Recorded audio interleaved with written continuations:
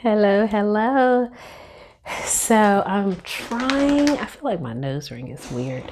I swear, y'all, when I tell you, he just knows the intro. He knows the intro because he was not even thinking about me until I said hello.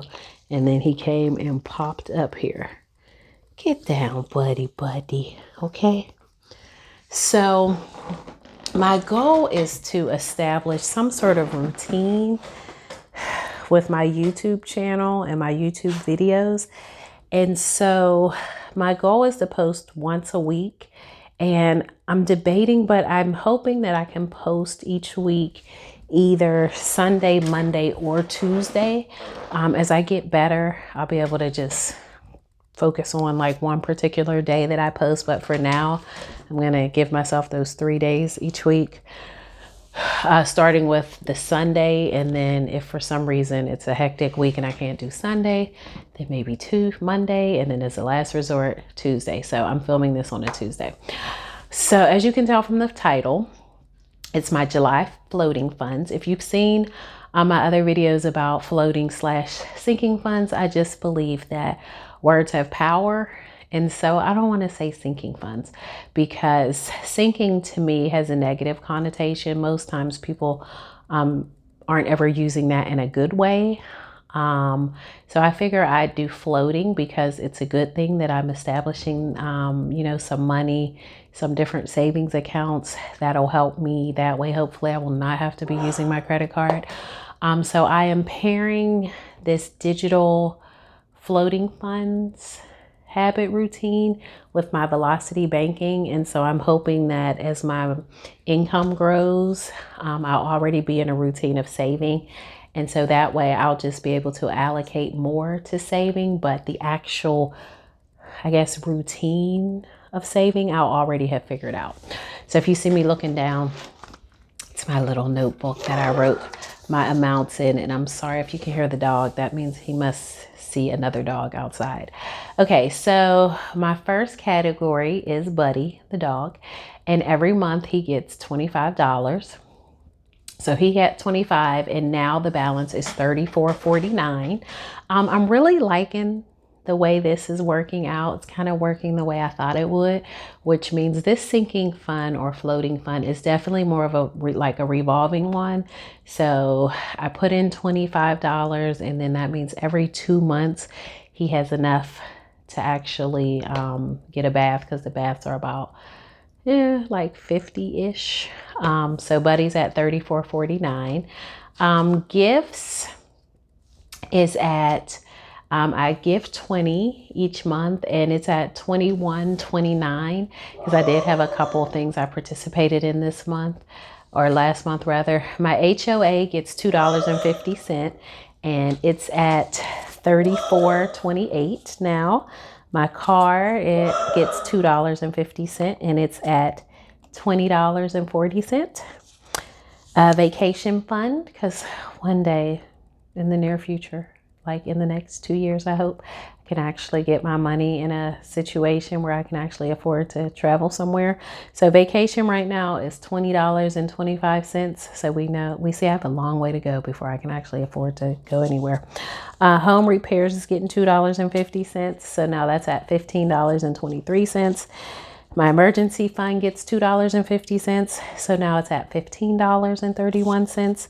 And then my clothes get $2.50.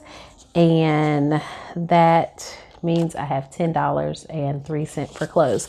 So I'm going to link Kristen from Intentional Living down. I'm going to link one of her videos, because I really love how detailed she is with her sinking funds, and she kind of walks you through her thought process.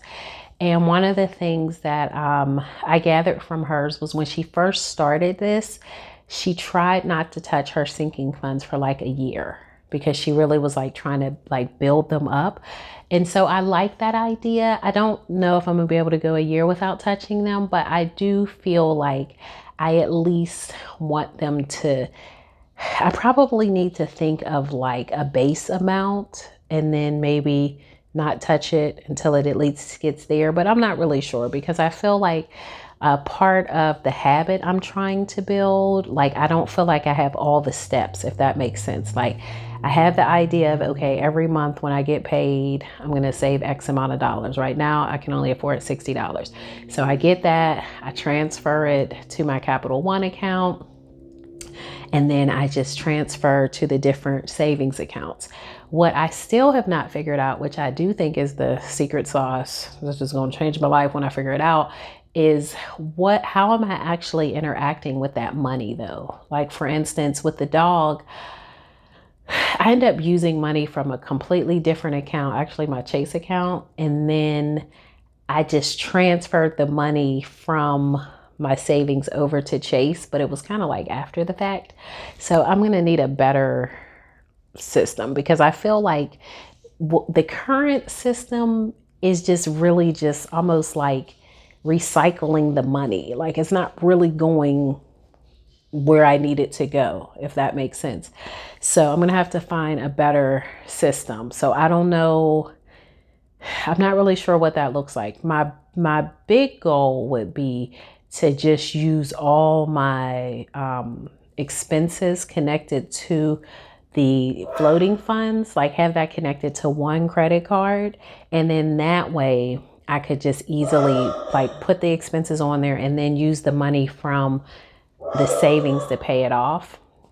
So I'll have to see, because right now my credit limits are just, they're almost like right at the top. So I really don't have like one card that I could do that on, but we'll see. So if you have any suggestions, that would be great. And I may, you know what, I may have to just maybe think outside the box and maybe just buy like a Visa, like a rechargeable Visa or something, and then just use the sinking fund money to like put on there. But I don't know, because that's feeling like friction now, because that's kind of more steps. So I don't know. I'll keep you posted. But this is I think I've been doing it now for 3 or 4 months.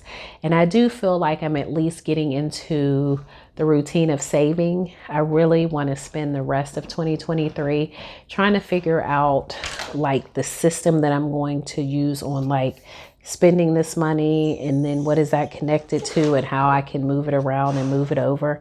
But until then, at least I just want to be consistent with the savings and stuff. So as always, thank you so much for watching, and until later, be grateful. Bye-bye.